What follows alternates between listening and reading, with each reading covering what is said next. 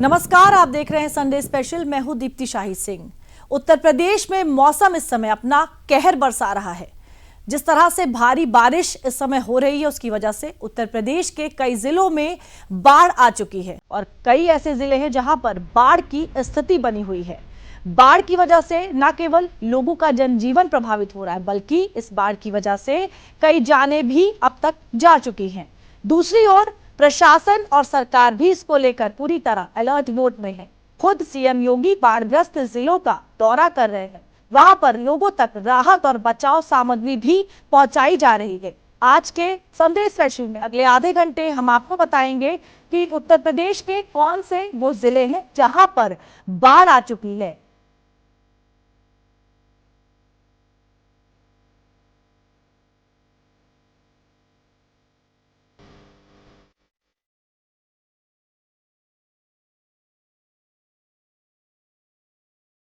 ये वो तस्वीरें हैं जो बयां करती हैं कि प्रकृति पर किसी का जोर नहीं चलता, फिर वो कोई भी हो। ये वो भयानक दृश्य है जिसने देश की सरकार और जनता दोनों को रोने पर विवश कर दिया है। कहीं पहाड़ खिसक रहे हैं तो कहीं बादल फट रहे हैं। किसी का घर इसकी चपेट में आया तो किसी का पूरा कारोबार, और कारण भी हम ही हैं।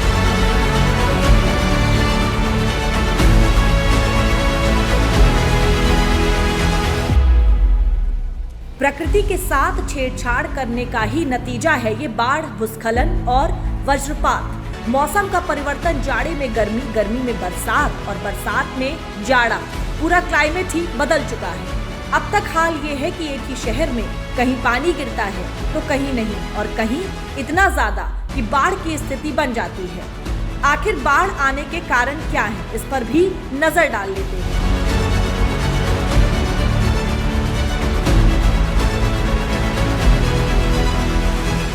कई दिनों तक लगातार बारिश, थोड़े समय के लिए तीव्र बारिश, मलबे के जमने से, नदी या नाला पटने से, बांध या तटबंध के टूटने से, ये वो कारण है जो बाढ़ के हालात पैदा करते हैं। इसमें कुछ पर तो हमारा बस नहीं चलता और कुछ पर हो रही लापरवाहियां जिम्मेदार हैं, लेकिन परिणाम सबको भुगतना पड़ता है। कैसे परिणाम? आइए आपके देश के कुछ राज्य और प्रदेशों की झलकियां दिखाते हैं जहां पर बाढ़ के हालात बने हुए हैं, जिनको लेकर मुख्यमंत्री योगी आदित्यनाथ भी हरकत में आ गए हैं और बाढ़ प्रभावित श्रावस्ती और बलरामपुर का हवाई सर्वे किया है। उन्होंने अधिकारियों से बाढ़ प्रभावित इलाकों की जानकारी ली, साथ ही राहत कार्यों में तेजी लाने के निर्देश दिए। इसके बाद सीएम ने दोनों जिलों के बाढ़ प्रभावित इलाकों का स्थानीय निरीक्षण किया। उन्होंने आपदा से प्रभावित बच्चों और महिलाओं से मुलाकात की और प्रभावितों को राहत सामग्री भी वितरित की। सीएम ने आपदा में अपनों को खोने वाले परिजनों को 4 लाख सहायता राशि का चेक भी प्रदान किया और उन जवानों को भी प्रशस्ति पत्र देकर सम्मानित किया जिन्होंने बाढ़ में फंसे लोगों को सही स्थान तक पहुंचाया।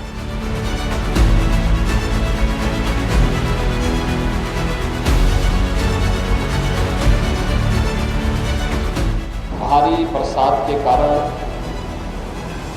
जल प्लावन की एक स्थिति पैदा हुई। पहली बार जुलाई प्रथम सप्ताह में बाढ़ देखने को मिली। अक्सर इस क्षेत्र में बाढ़ राप्ती नदी में और सरयू जी में बाढ़ अगस्त के अंत तक या सितंबर तक देखने को मिलती थी। इस बार ये बाढ़ पहली बार जुलाई प्रथम सप्ताह में देखने को मिली और स्वाभाविक रूप से इससे न केवल तैयारियां प्रभावित हुई, बल्कि लोग भी जो नदी के किनारे रहते हैं उन लोगों के सामने भी तमाम संकट खड़े हो गए। सैकड़ों गांव इससे चपेट में आए हैं और वर्तमान में अगर हम देखेंगे तो 12 जनपद इस अतिवृष्टि के कारण बाढ़ की चपेट में आए हैं, जिनमें 33 तहसील हैं, 633 गांव हैं। इसमें कुल 17,97,000 की आबादी इसकी चपेट में आई है, जिसमें पशु भी प्रभावित हुए। 18,000 से अधिक पशु भी इस अचानक जल प्लावन के कारण, बाढ़ के कारण प्रभावित हुए हैं। 1,45,000 से अधिक कृषि भूमि भी इसकी चपेट में आई है। इसके लिए हम लोगों ने सभी गांवों में NDRF, SDRF, GSC की फ्लड यूनिट और स्थानीय स्तर पर नौकाओं की व्यवस्था भी की है। बरसात के समय जल भराव के कारण एंटी स्नेक वेनम यानी सांप के काटने पर वैक्सीन देने के लिए, कुत्ता या किसी जानवर के काटने से रेबीज का खतरा होता है तो एंटी रेबीज के वैक्सीन भी उपलब्ध करवाने के लिए कहा गया है और सभी ऐसे CSC में उपलब्ध करवाने की तैयारी के साथ सरकार कार्य कर रही है। हर गांव में नौकाओं की व्यवस्था हो, इसके लिए भी निर्देश दिए गए हैं। अगर कहीं कोई जनहानि होती है उस परिवार को तत्काल 4 लाख रुपए की सहायता प्राप्त हो जाए। मानव वन्य जीव संघर्ष में अगर किसी कोई जनहानि होती है तो वहां पर भी 4 लाख की सहायता दी जाए। कहीं सर्पदंश से किसी व्यक्ति की मृत्यु होती है उस परिवार को भी सहायता के रूप में ये राशि उपलब्ध करा दी जाए। कहीं पर कोई आकाशीय बिजली से कोई किसान की, कोई बटाईदार की, किसान के परिवार के किसी सदस्य की असामयिक मृत्यु होती है उसके परिवार को भी आपदा राहत कोष से तत्काल सहायता राशि या फिर कृषक दुर्घटना बीमा योजना के अंतर्गत राशि उपलब्ध करवा करके उस परिवार को संबल प्रदान किया जाए।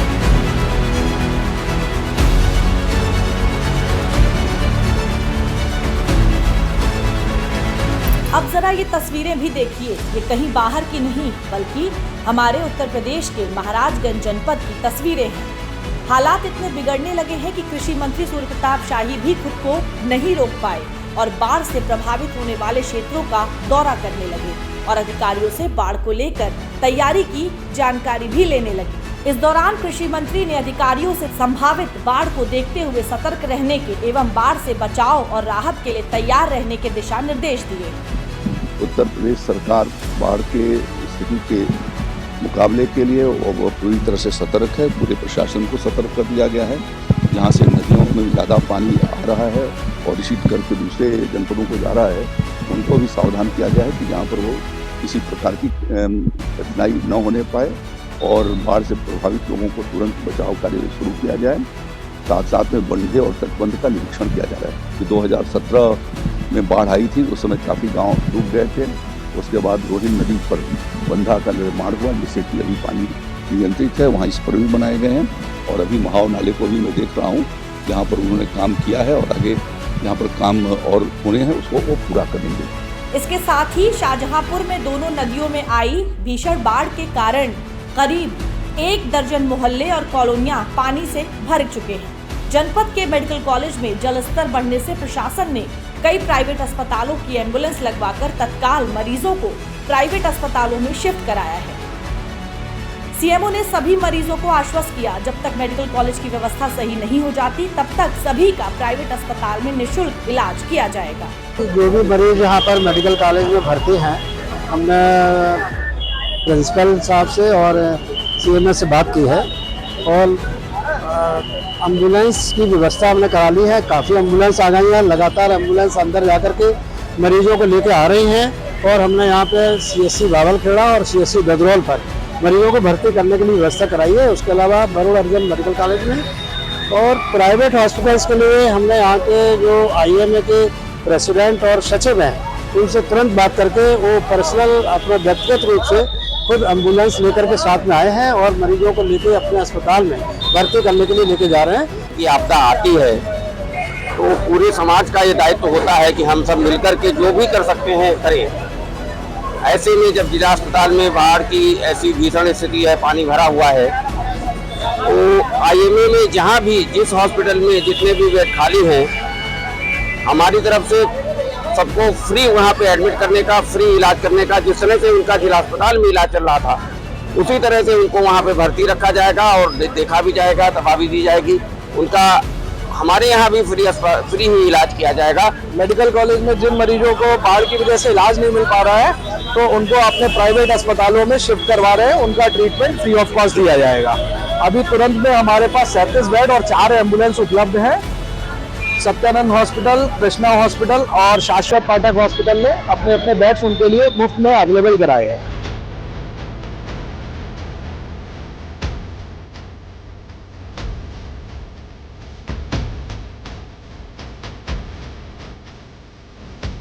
प्रदेश के अधिकांश क्षेत्रों में बाढ़ के हालात बने हुए हैं, जहां सभी मंत्री अपने अपने क्षेत्रों का निरीक्षण कर रहे हैं, तो वहीं हमारी दूरदर्शन की टीम से भी रहा नहीं गया और निकल पड़े प्रदेश के बाढ़ प्रभावित क्षेत्रों की जमीनी हकीकत को जानने के लिए और पहुंच गए सिद्धार्थनगर, जहां की स्थिति देख दंग रह गए। जिधर भी देखो सिर्फ पानी ही पानी। जिस वक्त हमारी टीम वहां पहुंची उस वक्त भी बारिश रुकने का नाम नहीं ले रही थी और स्थानीय लोग परेशान थे। किसी का घर तो किसी की दुकान तो किसी की पूरी फसल बर्बाद हो चुकी है।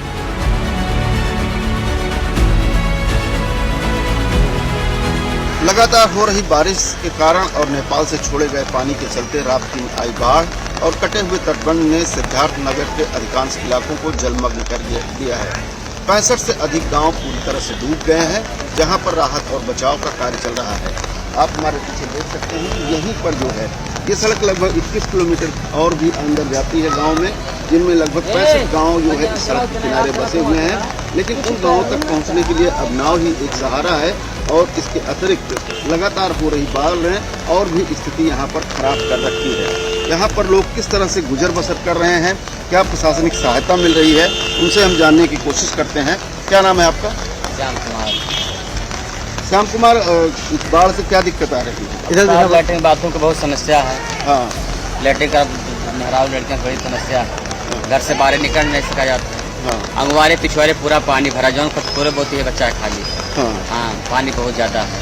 अच्छा। हाँ, तो निश्चित रूप से जो दैनिक क्रियाएं हैं उनको वो भी प्रभावित हुई हैं और उसके साथ ही जो है जो रोजी रोजगार है उसको लेकर के भी एक चुनौती यहाँ पर सामने दिखाई देती है। तो रोजी रोजगार को लेकर के क्या? अब रोजी रोजगार ये मंडी सहारा है, वो मंडी में पूरा पानी भरा है और रोजी रोजगार कोनो कहीं नहीं मिला। जब चारों तरफ पानी भरा तो कौन रोजी रोजगार कहीं ले जाए? हमने देहात वाला मजदूरी वाला कर रहा, अब मजदूरी पहुँच के जब पानी भरा चौतरफा तो कहाँ मजदूरी करा है साहब? ये नाते अपने घर ही सब बोलिए बैठा है, घर को बाहर निकल नहीं मिला है। तटबंध को प्रशासन बचाने की हर कोशिश कर रहा था, लेकिन जब तक बचाव कार्य वो तटबंध को बचाने के लिए तत्पर होता, उसके पहले ही लगभग 20 फीट जो है वो नेबुआ गांव के पास जो है तटबंध टूट करके कि लोगों के घरों में पानी घुस गया, वो सारे गाँव डूब गए हैं। क्या नाम है आपका? मैं गिरजापति पांडे, नेबुआ ग्राम वासी हूँ। 5 दिन से मैं आज घर जा रहा हूँ। 5 दिन से मैं बाहर ही हूँ, इसलिए अभी घर के हमारे फैमिली कैसे हैं ये नहीं पता पा रहा हूँ। मैं जा रहा हूँ, क्या हल्के जाऊँगा क्या डूबते हुए जाऊँगा। तो कहीं न कहीं बाढ़ का पानी इस तरह से आया कि जो लोग जो है उस बाढ़ग्रस्त क्षेत्र से बाहर थे, अब वो अपने घरों तक नहीं पहुँच पा रहे हैं। हालांकि लोग बताते हैं कि प्रशासन ने स्टीमर और नावों की व्यवस्था की है, लेकिन वो इनको अभी समुचित नहीं प्रतीत होती है वो जो है पूरी तरीके से उनकी जरूरतों को पूरा कर सके।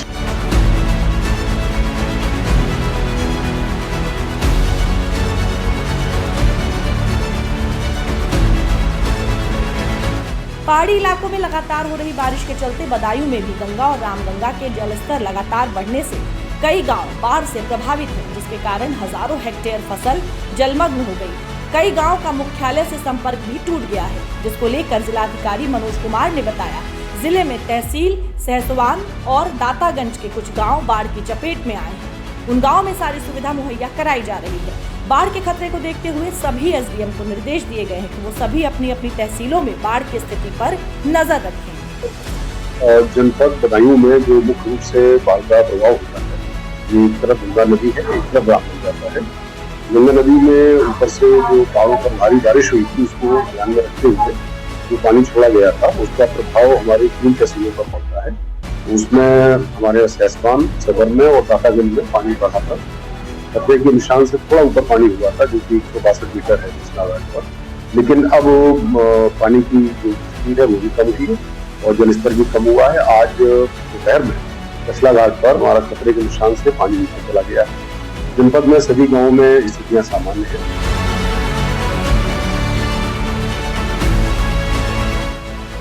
अब जरा पीलीभीत के हालातों पर भी नजर डाल लेते हैं। सड़क पर उफनाती नदी हिलोरे मारती लहरें, ये नजारा है यूपी के पीलीभीत जिले का, जहां लोग बाढ़ से कराह रहे हैं। यहाँ के लोगों की जिंदगी इन दिनों थम सी गई है, क्योंकि 16 साल बाद यहाँ जल प्रलय आया है। ऐसा जल प्रलय जिससे 150 से ज्यादा गांवों में बाढ़ आ गई है। रास्तों पर 5 फीट पानी चल रहा है, रास्ते बंद हो गए हैं। बात करें अम्बेडकर नगर की तो जिले के टांडा और आलापुर तहसील क्षेत्र से होकर बहने वाली घाघरा नदी ने अपना विकराल रूप दिखाना शुरू कर दिया है। टांडा तहसील क्षेत्र में लगभग आधा दर्जन गांव ऐसे हैं जो घाघरा नदी की 2 धाराओं के बीच में हैं, जहां पहुंचने के लिए बस्ती जिले से होकर जाना पड़ता है। अब इन गांवों के लोगों की नींद उड़ी हुई है कि कब क्या हो पता नहीं। इनके डर को देखते हुए जिलाधिकारी अविनाश सिंह ने माझा उल्टहवा क्षेत्र के बाढ़ से प्रभावित होने वाले परिवारों से उनकी समस्या की जानकारी ली। निश्चित रूप से बहुत ही ये इंटीरियर में बहुत सुकून गाँव से तो पूरी टीम के साथ पहले से एक स्ट्रेटजी हमारी तैयार रहे, जिससे कि बाढ़ जब आती है अगस्त के महीने में तब हमें कोई बहुत ज़्यादा दिक्कतों का सामना न करना पड़े। पूरी से हमारी एक स्ट्रेटजी तैयार रहनी चाहिए। सारी आवश्यक जितनी भी वस्तुएं हैं, जो सामग्रियां हैं, उनका पहले से हमारे पास संग्रहण होना चाहिए और कोई भी कैजुअलिटी या कोई इस प्रकार की नहीं होनी चाहिए। और कोई अगर बीमार पड़ता है या कोई डिलीवरी का केस होता है तो तत्काल उसको जो है CSC PSC तक पहुँचाने के लिए हमारे पर्याप्त व्यवस्था। अब जरा ये भी देखिए, जहां एक तरफ गोंडा जिले में संभावित बाढ़ से निपटने के लिए जिला प्रशासन द्वारा जो तैयारी की गई उसकी राज्य आपदा प्रबंधन प्राधिकरण के उपाध्यक्ष योगेंद्र डिमरी ने समीक्षा की, तो वहीं जिलाधिकारी नेहा शर्मा ने आश्वस्त किया कि जनपद में बाढ़ को लेकर तैयारियां पुख्ता हैं। वहीं दूसरी तरफ जनपद फतेहपुर के मलवा थाना क्षेत्र के अंतर्गत पुरस्ती कला और बरमतपुर गाँव में आकाशीय बिजली गिरने से 4 लोगों की दर्दनाक मौत हो गई। 2 युवती समेत 3 लोग घायल हो गए थे। जिला प्रशासन ने मृतकों के परिजनों को दैवीय आपदा राहत कोष के तहत 4-4 लाख रुपए मुआवजा देने की कार्रवाई शुरू कर दी है। हमारा मानना है कि सबसे ज़्यादा जरूरी है जन जागरूकता। लोगों को समझ में आए कि बाढ़ की चेतावनी को किस तरह लेना चाहिए, चेतावनी के ऊपर अमल करना जरूरी है। अपने पशु और खुद को लेकर बंदे पर आना टाइम पर बहुत ज़्यादा ज़रूरी है, बशर्ते कि वहाँ बाढ़ की सिचुएशन में फंस जाए, और ये 24-26 घंटे निकालने बहुत ज़रूरी है। एक बार सिचुएशन नॉर्मल हो जाती है तो वापस जा सकते। अलग अलग घटनाओं में 2 व्यक्तियों की आकाशीय विद्युत से मृत्यु हो गई थी। इस प्रकार पिछले 24 घंटों में इन 3 घटनाओं में कुल 6 व्यक्तियों की आकाशीय विद्युत से मृत्यु हो गई है, और साथ ही कुछ पशुओं की भी, 3 पशुओं की वो भी आकाशीय विद्युत से इन्हीं घटनाओं में मृत्यु हो गई है। इनको अहेतुक सहायता 4 लाख रुपए प्रदान किए जाने का इसमें प्रावधान है। उसके अंतर्गत 24 घंटे के अंदर ही ये कार्रवाई पूर्ण कर ली जाएगी। प्रदेश के 15 जनपद बाढ़ से प्रभावित है। राहत आयुक्त कार्यालय में परियोजना निदेशक अदिति उमराव ने दूरदर्शन से खास बातचीत में बताया कि उत्तराखंड और नेपाल में बारिश थमने के कारण स्थिति में थोड़ा सा सुधार हुआ है। मैडम, किस तरीके से आप लोग नियंत्रित कर रहे हैं रेस्क्यू ऑपरेशन को, और खासतौर से वर्तमान स्थिति क्या है इस समय प्रदेश की? देखिए, वर्तमान में 15 जनपद ऐसे हैं प्रदेश के जहां पर कुछ कहीं कहीं छोटी जगहों पर जलभराव की स्थिति है, जिसमें से शाहजहांपुर जिला ऐसा है आज की तिथि में, जहां पर कुछ लोगों को उनके घरों से निकल करके अन्यत्र स्थान में रहना पड़ रहा है। जिला प्रशासन ने बाढ़ शौचालय बनाए हुए हैं, उन बाढ़ शौचालयों में उनको सुरक्षित लेकर के पहुँचाया गया है। और जहाँ तक लोगों के बचाव और निकालने की बात है, हम लोगों ने प्री डिप्लॉय ऑलरेडी PAC को NDRF को कर रखा है पहले से ही, और ये जो NDRF और PAC के बटालियंस हैं, टीमें हैं, ये लगातार निरंतर फील्ड में राहत बचाव कार्य कर रही हैं, जिला प्रशासन के साथ समन्वय कर रही हैं। राहत आयुक्त महोदय प्रतिदिन समीक्षा कर रहे हैं जनपदों के साथ, जिसमें SDRF NDRF की टीमें भी सम्मिलित रहती हैं, और उसमें हमें पता होता है कि कौन से ज़िले को किस तरीके की फोर्स की आवश्यकता है। तो निरंतर ये जो स्टेट इमरजेंसी ऑपरेशन सेंटर है, राहत आयुक्त के अधीन ये कार्य कर रहा है, तो ये निरंतर क्रियाशील रहता है। यहाँ पर कॉल्स आते रहते हैं। हमने 1070 जो हमारा हेल्पलाइन है उस पर निरंतर लोग फ़ोन कर रहे हैं जिसको भी कोई आवश्यकता हो रही है, और यहाँ से उनको गाइडेंस और हैंड होल्डिंग हो रहा है।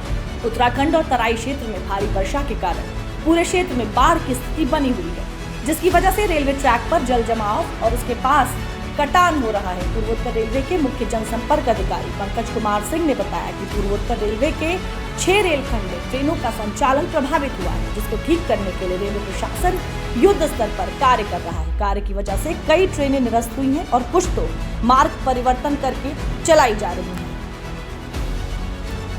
अब जरा इन तस्वीरों को देखिए, ये नदियां नहीं है, ना ही नाला, ये है देश का राष्ट्रीय राजमार्ग जिसे हम दिल्ली लखनऊ NH कहते हैं और इस पर 3 फीट तक पानी आने के कारण भारी वाहनों को शहर की सीमा से आने से पहले ही रोक दिया गया है। और यही नहीं, पीलीभीत के बीसलपुर में सड़क पर पानी आने से यातायात बंद है। मैलानी रूट पर ट्रेन संचालन प्रभावित है। बदायूं में रामगंगा में उफान से दातागंज के 4 सरकारी स्कूलों की पढ़ाई ठप हो गई। कई गांवों में संपर्क मार्ग कट गए, तो वहीं बरेली के नवाबगंज में भी पीलीभीत से आए पानी ने दर्जनों गांव डुबो दिए।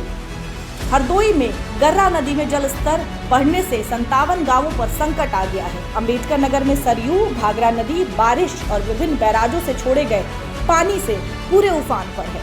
बनबसा बैराज से अधिक पानी छोड़े जाने से लखीमपुर में आई बाढ़ के कारण किसानों को करोड़ों का नुकसान हुआ है।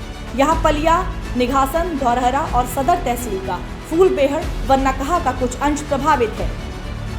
खेतों में पानी भर जाने के कारण फसल बर्बाद हो गई है। बड़े क्षेत्र में पानी भर जाने के चलते पशुओं को चारा नहीं मिल रहा है। दुग्ध उत्पादन में भारी कमी आई है, जबकि नेपाल से पानी छोड़े जाने की वजह से बलिया और मऊ में सरयू की लहरें खतरा बिंदु को पार कर गई हैं। गोरखपुर में राप्ती, सरयू और आमी नदी का जलस्तर लगातार बढ़ रहा है। कुशीनगर में मवन नाले का तटबंध टूटने से कप्तानगंज क्षेत्र के घरों में पानी घुस गया है। महाराजगंज में चंदन प्यास और महाव नाला लाल निशान पार कर गया है। सिद्धार्थनगर के नवापुर विकासखंड के कई गांवों में पानी घुस गया है। सिद्धार्थनगर जिले के एक मुख्य मार्ग पर ये लाल निशान ये बताता है कि इसके आगे जाना खतरे से खाली नहीं है। कारण यह है कि ये सड़क जल भराव से है, क्योंकि अतिवृष्टि और नेपाल द्वारा छोड़े गए पानी के बाद यहाँ के लगभग 65 गांव जलमग्न हैं और उन जलमग्न गांवों में अब सड़कें नहीं चलती हैं बल्कि नाव चलती है। किस तरीके से प्रशासन इसको जो है हैंडल करने की कोशिश कर रहा है, प्रशासन राहत और बचाव का कार्य कर रहा है, इन सारी चीज़ों को देखने के लिए अगर हम अपने कैमरामैन से कहें तो आपको दिखा सकते हैं कि किस तरह से ये पूरा का पूरा इलाका, ये हमारे सामने आपको एक मंदिर दिखाई देता है। राप्ती का ये वही तटबंध है जो कटान होने के कारण जो है यहाँ के कई दर्जन गांव जो है पानी से लबालब हो गए और उनका जनजीवन अस्त-व्यस्त हो गया। प्रशासन लगातार कोशिश कर रहा है कि इस तटबंध को किसी तरीके से रोका जाए और बंद किया जाए। और आप ये पूरा इलाका अगर देख सकते हैं तो पूरी तरीके से जो है राप्ती की जलधारा में जो है जल प्रलय की स्थिति लेकर के यहाँ पर मौजूद है और लगातार पानी इतनी तेज़ी से बढ़ रहा है कि निश्चित रूप से कहा जा सकता है कि अगर ये पानी नहीं रुका तो जनजीवन के लिए एक बहुत बड़ी समस्या पैदा होगी।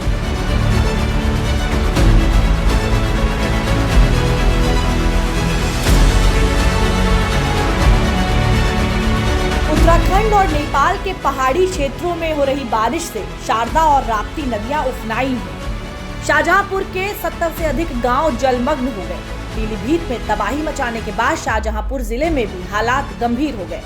यहाँ पीलीभीत के द्यूमी डैम से छोड़े पानी से गर्रा नदी उफना गई। इससे शाहजहांपुर के 70 से अधिक गांव जलमग्न हो गए। शाहजहांपुर में सभी स्कूलों को बंद कर दिया गया। औद्योगिक क्षेत्र डूब चुका है। फर्रुखाबाद रूट पर बसें बंद और दिल्ली लखनऊ हाईवे पर रूट डाइवर्ट किया गया है। जी, हम इस वक्त जनपद शाहजहांपुर के नेशनल हाईवे पर खड़े हैं और यहाँ पर जो 2 नदियों का बाढ़ आई थी पिछले करीब 4 दिनों से बाढ़ अपना कहर मचाई हुई है। एक तो गर्रा नदी है और दूसरी हन्नौद नदी है। इसमें काफ़ी पानी बाढ़ का आ गया था। इस कारण ये रोड में पिछले 2 दिनों से करीब 3 फीट पानी चल रहा था। हालांकि आज आप देख रहे होंगे कि फ्लो अभी आज काफ़ी कम हुआ है, फिर भी जाम जैसी स्थिति बनी हुई है, क्योंकि यहाँ पर जो पानी का फ्लो था उसमें सड़क पर कई जगह आप जो है रोड में गड्ढे भी हो चुके हैं। और इधर सामने जो है आप देख सकते हैं कॉलोनी, आवास विकास कॉलोनी अभी भी पूरी तरह से डूबी हुई है और हाईवे पर पूरी तरह से पानी भरा हुआ है।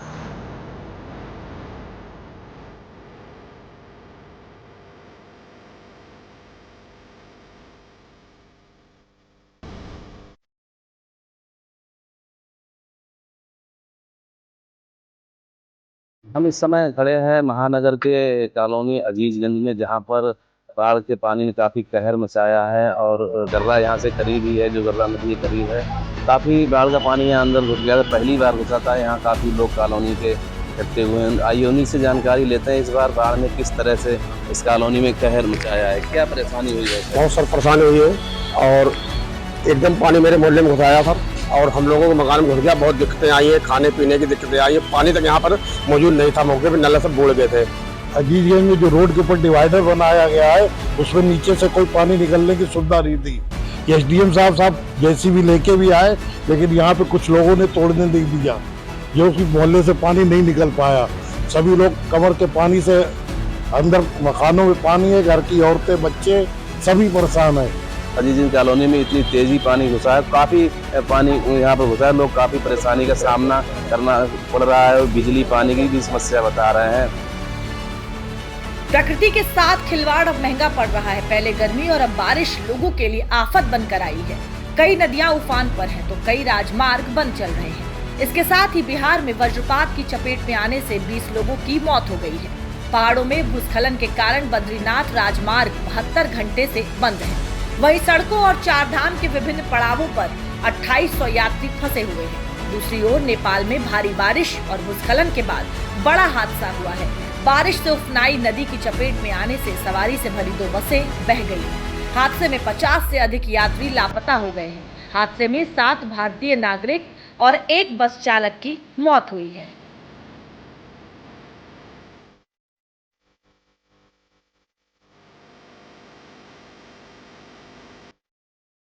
तो उत्तर प्रदेश के बाढ़ ग्रस्त जिलों में लगातार प्रशासन और सरकार राहत और बचाव कार्य में जुटे हुए हैं। लोगों तक राहत सामग्री भी पहुंचाई जा रही है और ज्यादा से ज्यादा लोगों को वहां से निकालने की जो कोशिश है वो भी की जा रही है। आज के संडे स्पेशल में मेरे साथ फिलहाल के लिए इतना ही। मुझे दीजिए इजाजत। देश और दुनिया की खबरों के लिए आप देखते रहिए दूरदर्शन उत्तर प्रदेश।